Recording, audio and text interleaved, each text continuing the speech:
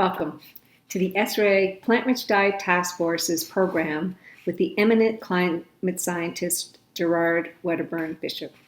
I'm Dawn Byford from the Rotary Club of Canmore in Alberta, Canada, along with my good friend Doug White from the Rotary Club of St. Thomas East Eco in the U.S. Virgin Islands, and many other members of our passionate Plant-Rich Diet Task Force team. Mr. Bishop's Eating for Tomorrow presentation will highlight why it is critically important to significantly reduce emissions from the agriculture food system sector, especially emissions from animal agriculture, to maintain global temperatures below 2 degrees Celsius by 2100. He will also provide a brief history of his life's work, and at the end, his groundbreaking new research that will shed light and hope on how we can all simply and effectively work together to save our planet and ourselves. We are so honored to have Mr. Bishop here with us today to discuss this critical topic. He is the Executive Director of the World Preservation Foundation. He worked until mid-2010 as Principal Scientist with the Queensland Government Department of Environment and Resources Management Remote Sensing Centre, where he witnessed 4% of the world's deforestation for over 20 years. He also co-authored a book for the award-winning Eating Our Way to Extinction documentary and has produced a series of explanatory videos on climate impact of animal agriculture and co-authored a report on the environmental impact of Australian beef production. Following 37 years with federal and state government, Gerard is now engaged in communicating environmental issues such as deforestation, land degradation, and biodiversity loss, and is full of optimism that together, humanity and the natural environment have a bright future. He is definitely a person creating hope in the world. Thank you for joining us today. Gerard, it's such a pleasure. Over to you. Very much, Dawn, and it's a great pleasure joining you today and complimenting the wonderful work you do with ESRAG. What I have today is the background, the science, if you like, behind the documentary Eating Our Way to Extinction. Okay, so this is a story about how we can restore the environment and feed the world. Okay. Can you see the next slide now? Great. Okay. Many of you have heard of the concept of human footprint or ecological footprint.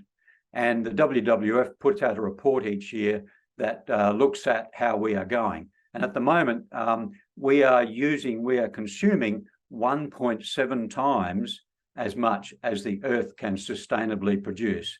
In other words, we have overspent on the credit card, way overspent.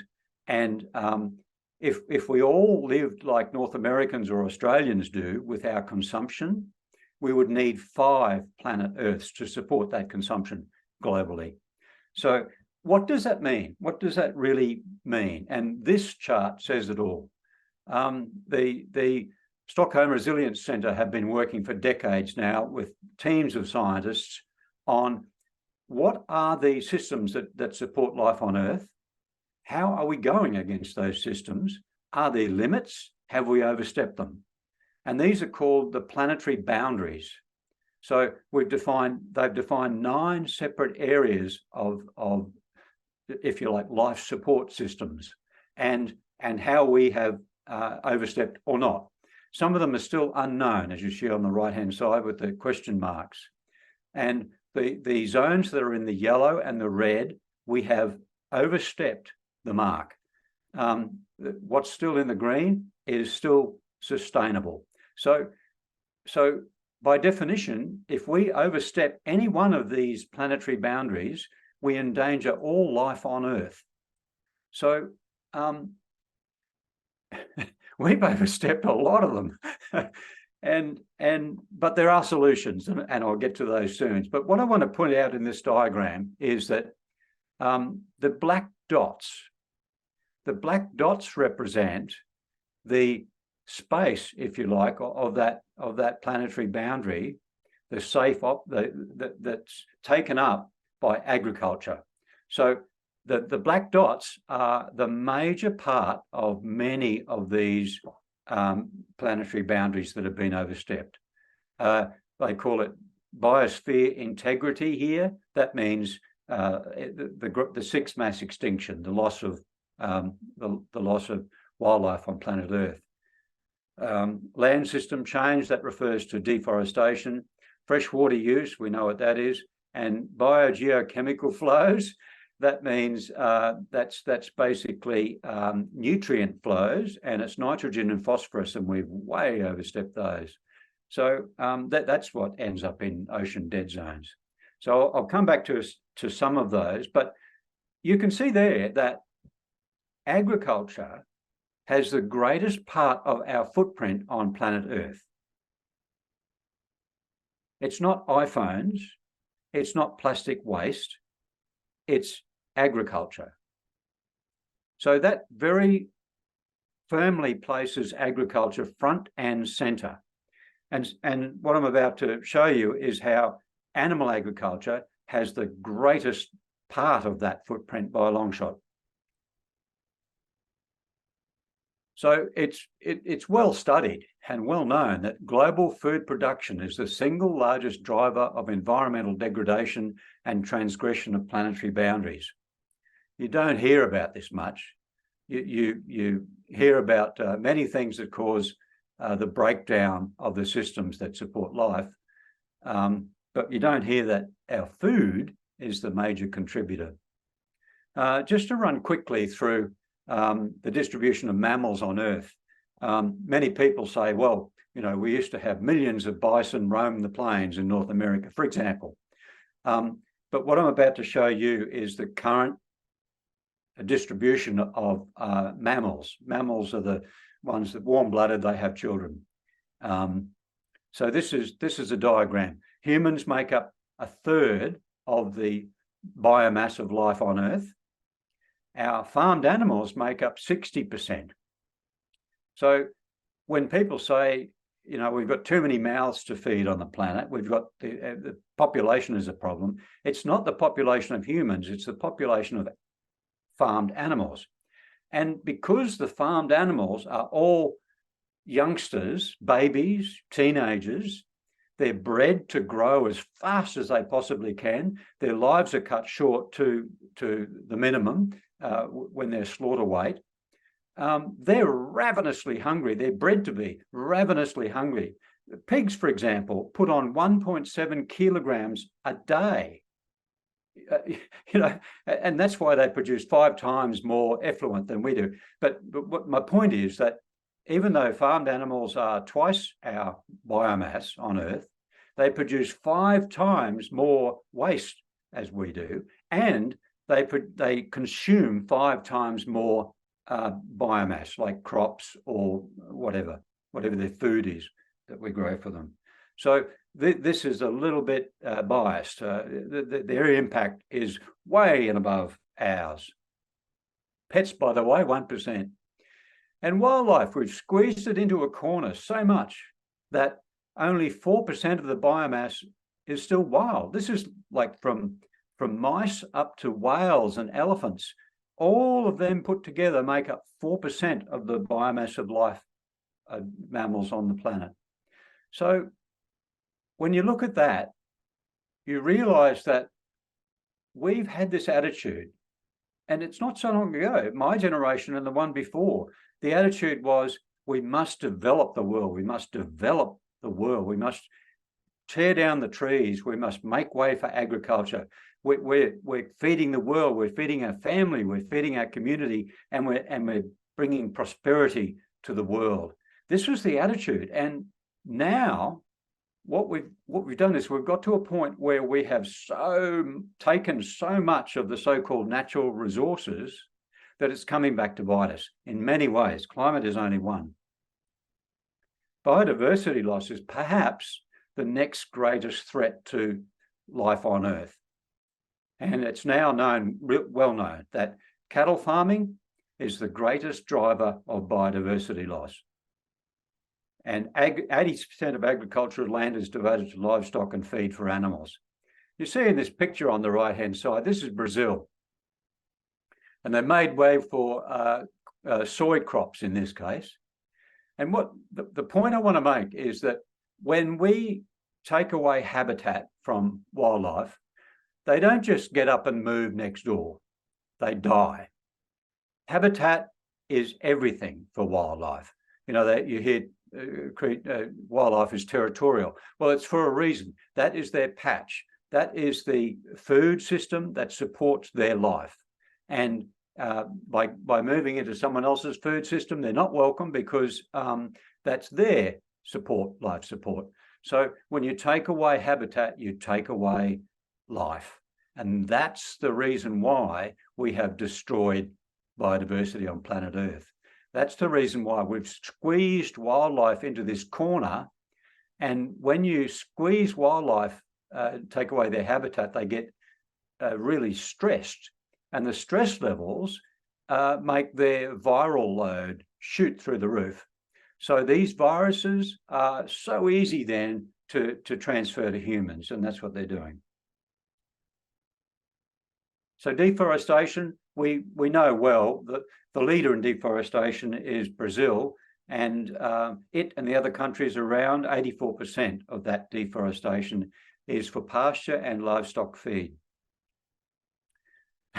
A paper came out a few months ago that said that, look, if we source zero deforestation beef properly, not just JBS's method of shrouding the figures in secrecy, but if we do it properly, we could cut Amazon deforestation in half, and that matters, and I'll show you why in a minute.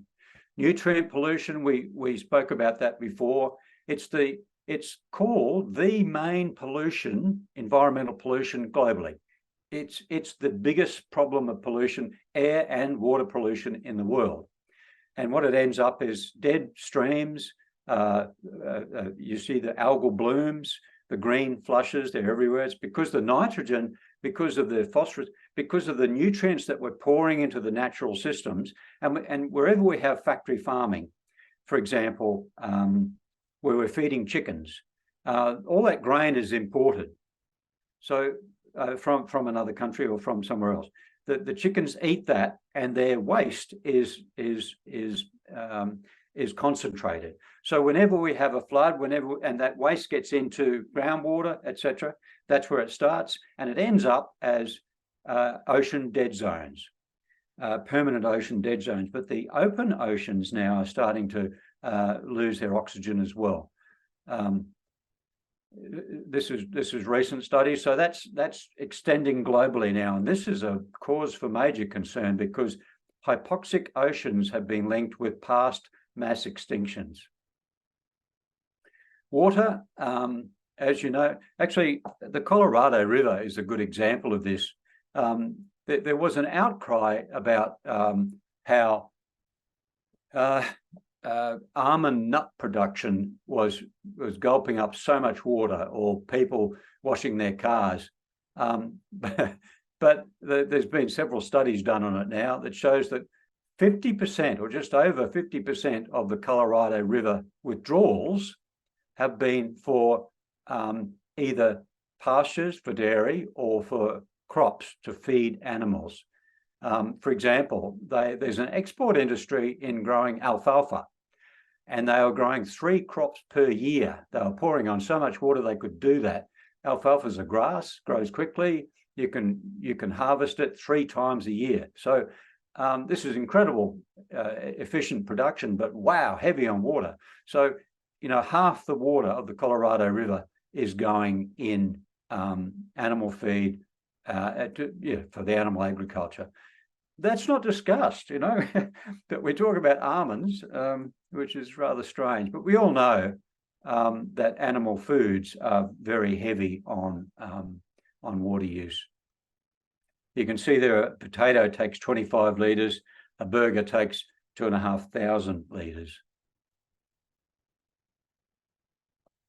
Okay, ocean ecosystems, we touched a little bit on the documentary in this, but we've wiped out 90% of the fish we eat.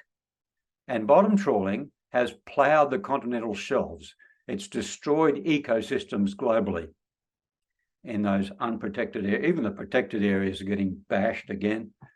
But because the industries rely on it, there's a lot of money put into fishing industries, and it's getting further. It's a useless thing. This is a this is a really interesting story here. This is the Global Ocean Commission. They were commissioned to report on the sustainability of fishing some years ago. They put out one report and they were immediately disbanded. But this is one example of what comes out of that. You can see that since the 1950s, our fishing capacity has grown by 63%. The ships are bigger and they go further, but the amount of fish available has dropped 87%. So this is a classic example of the folly, the absolute foolishness of humanity. And regarding climate change, we now know that food will cause 1.5 to 2 degrees warming, even if carbon dioxide is cut to zero. That's interesting. Ask anyone and they'll tell you that fossil fuels and carbon dioxide are the main cause of global warming. But as we'll see in a minute, that's not true. Methane is the largest impact. Okay, what I've got here is some touching on some new research that hasn't been. Oh, okay, sorry. This has been published, this one. So I'll briefly talk about that, and then I'll go into the new research that we're doing. A paper came out last year that said that there's new ways of assessing what's changing climate these days. The last IPCC report came out a couple of years ago, 2021, and they looked at a new measure called effective radiative forcing. Now, this is, they've had that term before, but they've used it and related it to emissions. So it's an emissions-based effective radiative forcing. And what that does is they've looked at the atmospheric chemistry again, and they've seen that methane, for example, when we emit methane, it has this downstream effect on many levels. It creates tropospheric ozone, which kills crops and causes global warming.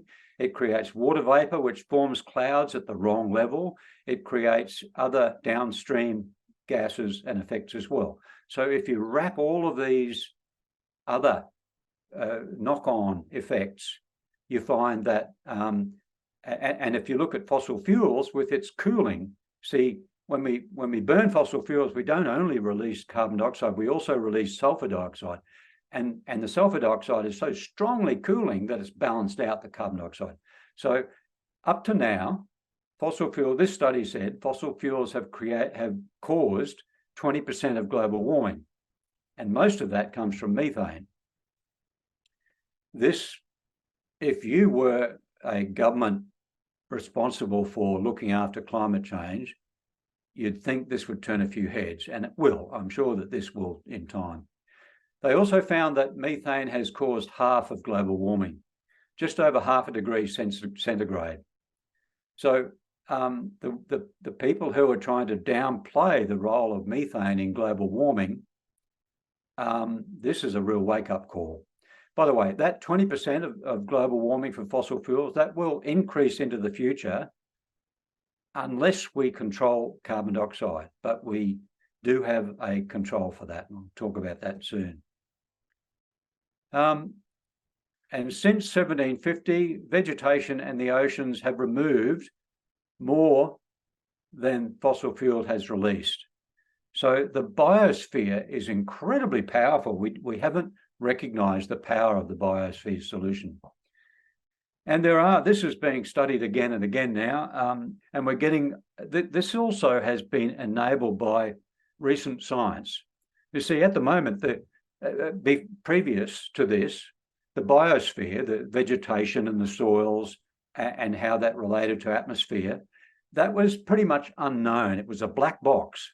So when they developed the IPCC rules, they decided to take the net output of that black box. They didn't look at the details, which is the gross emissions and drawdown. They looked at just the net output. Whereas with carbon dioxide from fossil fuels, they looked at the gross output. And this, you'll see in a minute, is a fundamental flaw in current accounting.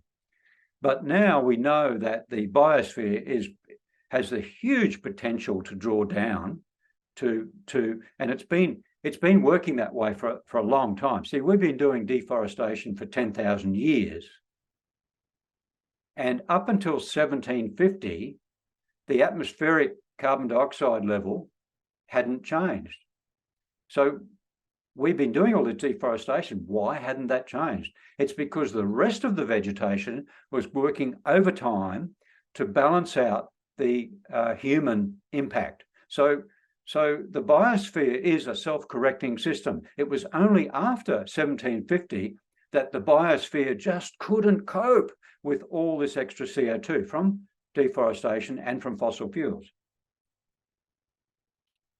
So the bottom tan colour area is the cumulative deforestation emissions. And you can see the proportions changing to the present.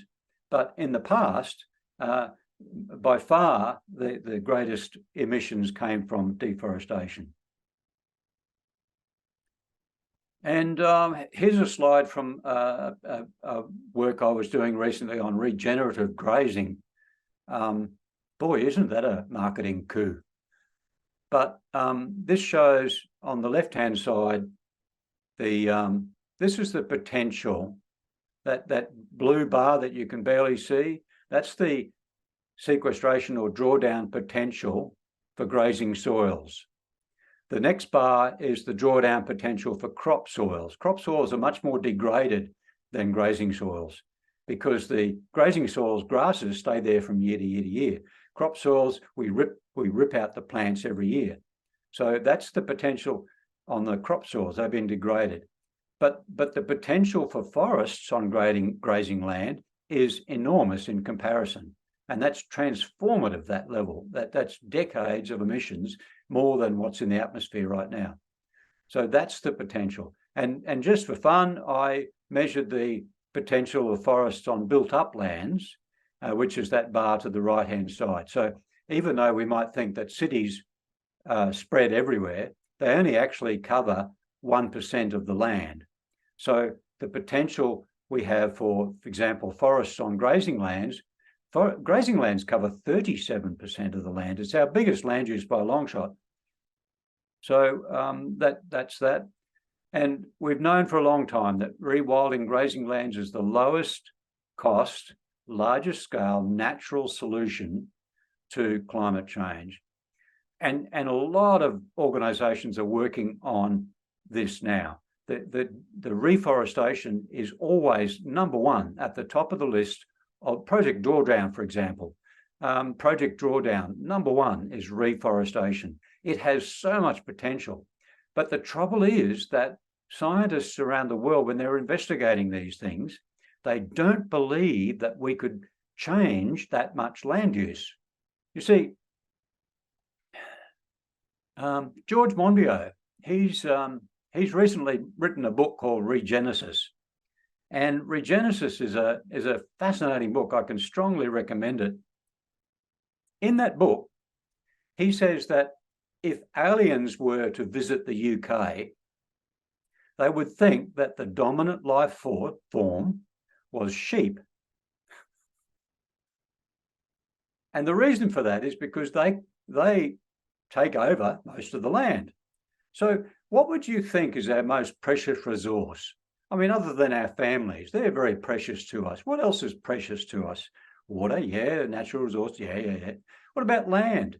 Land and country and our ecosystems, are they not precious to us? And what are we doing with that precious resource? How are we using that? Is it a good use for that? Well, if you look at grazing lands covering 37% of the planet, What do we get from that? We get red meat, or some red meat, and some dairy. In fact, they've run the numbers, and of the animals that are exclusively grass-fed, we get 1% of our protein. Of the animals that are partially grass-fed and partially lot-fed, which is the majority of beef in the world, we get about 5% of our protein. So from the grass, we get 5% of our protein. Now, how wasteful is that to squander 37% of the planet for 5% of our protein when we could be turning that land back to nature, back reversing climate, reversing biodiversity loss, reversing the breakdown of water cycles, etc. So farmed animals give us use 43% of the land, including the crop area, but they give us by dry weight, this is IPC work here, they give us by dry weight 12% of our food. IPCC science is good science. The real reports collate all the latest research and put it together in a pretty good form, but only scientists can really read it. And then they make these summaries, these summary for policymakers, which are political documents. So when people criticize the IPCC reports and say that they're controlled by the industries, that's true, but it only applies to the summary for policymakers. When you go back to the science in the IPCC reports, it's all good science. So you've got to discriminate a little bit in criticizing IPCC reports. So if you look at farmed animals, 43% of the land, food crops, the crops that feed us, they take up about 6% of the land, and they give us, by dry weight, 85% of our food. So most of our protein now comes from plants, not animal agriculture. And we know a vegan diet can reduce land use by 3.1 billion hectares. In other words, we can free up Africa back to nature. Wouldn't that be nice? Many organizations have studied this, and this is from WWF, but it points out that globally, we need to reduce our consumption of meat by 75% if we're to be sustainable. So in heavy meat-eating countries such as Australia and North America, that equates to a greater than 90% reduction in meat consumption to meet the sustainability level. And I love what Jonathan Foley, he's the head of Project Drawdown. He says that things happen very, very, very slowly and then all at once. So that's what I was talking about before. That's how much food we get from ruminants. The biomass of farmed animals. Oh yeah, this is the bison roaming the plains. There might have been millions of bisons, but now we've got hundreds of millions of cattle. So this is it in a study. This is wild animals 10,000 years ago compared to farmed animals now. So there's no comparison. We have loaded up planet Earth to the point where it's at breaking point. And the only reason, by the way, we've been able to do that, how have we increased the biomass productivity of our planet? Well, it's through the miracle of nitrogen fertilizer. And we literally pull that out of thin air. So through the green revolution, we have been able to increase the productivity of our planet dramatically. And what's taking the bulk of that productivity? Produce is farmed animals. It's not a natural cycle for animals to do that. It might be in small numbers, but when you have hundreds of millions of these animals, it's way beyond sustainability. Animals and their waste are responsible for more methane emissions than anything else. And the next methane producer is fracking. It's fugitive emissions from coal and from gas production. They say gas is a great transition fuel. It's such a nonsense because there's so much leakage from that system and that's methane basically, so much leakage that we know methane's a major cause of global warming now. So that's a problem. Plus the cattle that roam the surface. And one issue that is often raised is, in the third world countries, cattle are needed as a source of wealth and for feeding their young and for income. Well, since the mega droughts that they've had in Africa, we've seen that that's no longer the case. Their wealth in that four-legged animal can evaporate overnight. And there's no social security systems to help these people. They depend on that. There are programs where they've I think it was about 10,000, even Maasai, the traditional herders, the Maasai have been given land, whereas they roam the common land. Now they have land and they're able to produce much more water efficient crops, and also cash crops like aloe vera. So they're prosperous once again, even in the droughts. Manure for fertility. This is the premise of the Kiss the Ground documentary. A lot of it is good, but they do say that we need animal manure for fertility. Well, when I heard that, I laughed out loud. The greatest pollution on Earth is caused by animal manure. So for us to think that suddenly this is going to become a wonderful thing for our soil, it's such a joke. When you have floodwaters, some of you have experienced floods recently, and the authorities always say, do not enter floodwaters, they are toxic. And the reason they are toxic is because they're loaded up with salmonella and so many other toxins from the effluent ponds that come from farming.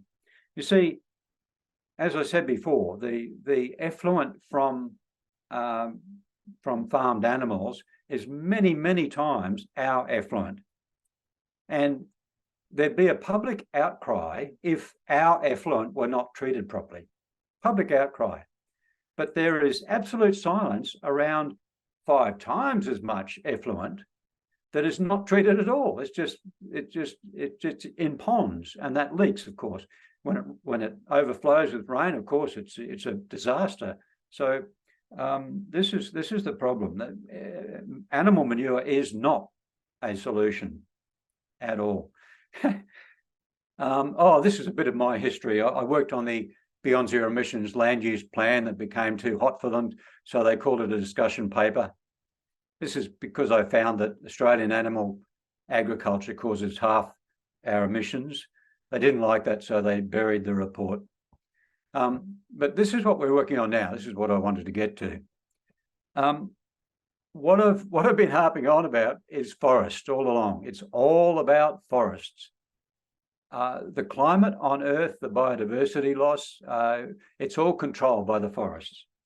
So this is what we find. This is what we found, and it's so plain and clear and obvious that it's been accepted this way, and this is what's accepted.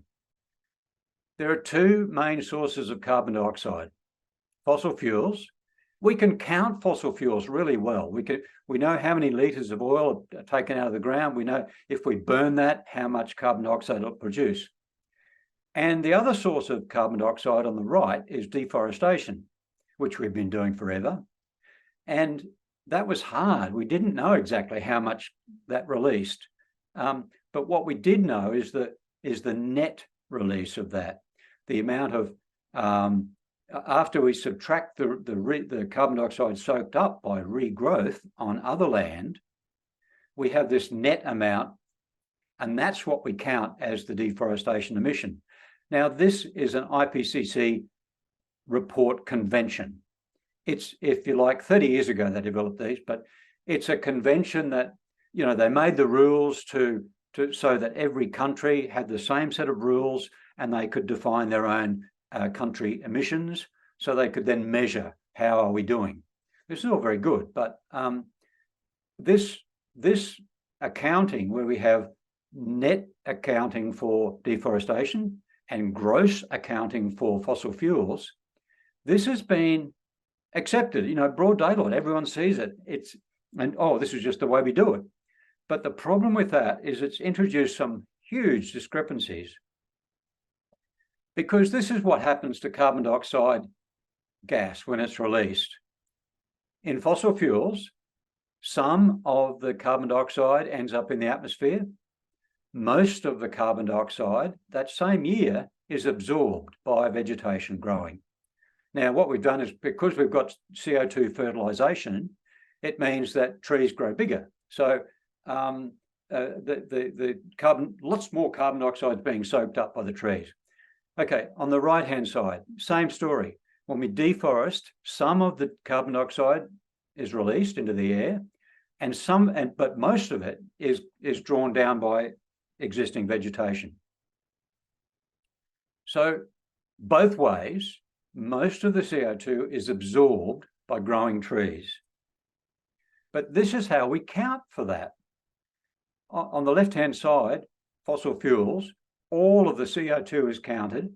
On the right-hand side, deforestation, we only count about a third of it because of these rules, because of how it was developed 30 years ago. Well, now we know better. We have vegetation models and we have much more information on the biosphere carbon dioxide flows. So why does this matter? It matters because when we look at historic greenhouse gases, we find that deforestation has released 4 times more carbon dioxide than fossil fuels. How about that? And fossil fuels are a minor cause of global warming. How about that? So trees determine climate on Earth more than anything else. Fossil fuels are up there right now. The mix is now more fossil fuel emissions than deforestation. But that's only in the recent few decades. Up until then, 4 times more carbon dioxide has been released by deforestation. Oh, and there's this other really interesting concept called carbon opportunity cost. And that is a measure of remediation, it's a measure of drawdown. We are now entering the age of drawdown. We've got industries built on carbon offsetting, and most of those carbon offsets are trees. So you've got this, every industry is looking at how do we go green? How do we become carbon neutral? And it's all through offsets. And these offsets are in the form of trees. I mean, that's a wonderful natural thing. But this is allowing them into the equation. Okay, what is the potential of every bit of land to soak up carbon? So we can look at, and this has been well studied, the opportunity cost of all the land around the globe to revegetate that. What's the potential there? How much can we draw down? And if you add that potential, like the land taken up by these industries, animal agriculture, because it's so land hungry, it dominates the planet, therefore it dominates the carbon opportunity cost. Next is crop agriculture for food, for fiber, etc. And as I said before, the cities, the built up areas, they're only a minor fraction. They only cover a small part of the land, 1%. So it's not that we need to rip up driveways and plant trees. It's that we need to look at what we're doing with the bulk of land on planet Earth, and that is grazing cattle and sheep on it. So animal agriculture, while it has the greatest impact and has had the greatest impact on deforestation in the past, it also has the greatest potential, same coin, it's 2 sides of the same coin, to reverse global warming. And fossil fuels have caused less than 20% of warming. So my conclusion from this presentation is that rewilding, and this is Scotland, by the way, this is an area of Scotland where they have rewilded. Rewilding actually solves humanity's two greatest environmental crises. The sixth mass extinction, which is worse than we think, and the solution is habitat. And this is a half-Earth project, as you may have heard of, to return enough land to nature, enough habitat to nature to give it a chance. And so returning grazing lands will certainly do that. And secondly, the climate crisis. And the pictures on the bottom of that screen is the face of climate crisis for the future. Refugees. We're going to see this more and more. At the moment, there's for the last 15 years, there's been more than 20 million refugees per year. Most of them stay within the same region, although they might move country, they stay within the same continent. Some of them leave and go to another continent, like that crisis we had in Europe, where all the Syrian and so on refugees ended up there. They had no food for the family, so what do? Imagine you were in their shoes. You'd hate to leave your country, your homeland. You'd hate to leave the farm that you've been working on and built up, and the house that you had. It would take a lot to get you to move to another continent, but they have to, because there's no food, there's no water. So this is the face of climate change. And of course, that brings conflict with it. We know that with enough land carbon sequestration, we can solve the climate crisis once and for all. So rewilding grazing lands, both of these are Scotland from my own picks. Rewilding grazing lands and ending deforestation will reverse global warming, no question. So the two most urgent crises on Earth are solved by this one move. I'll go through these. Joni Mitchell, who doesn't love Joni Mitchell? She said, "Don't it always seem to go that you don't know what you've got till it's gone?" Well, it wasn't paving paradise, it was actually grazing paradise. That's caused the problem. So we need a new vision. And we've got to realise that the climate disaster is human-made, not cow-made. And we can share this precious planet. All life can prosper. It would be humanity's greatest achievement. This was the grandfather of biodiversity. He died last year, sadly. And Oren Lyons says, nobody owns the woods, but everyone is responsible.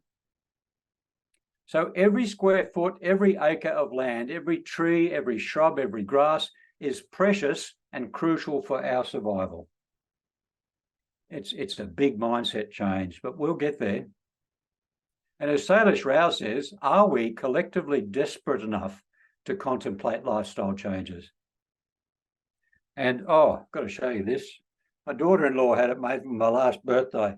I don't know if you can see it, but this is eat plants and plant trees. So that's the message.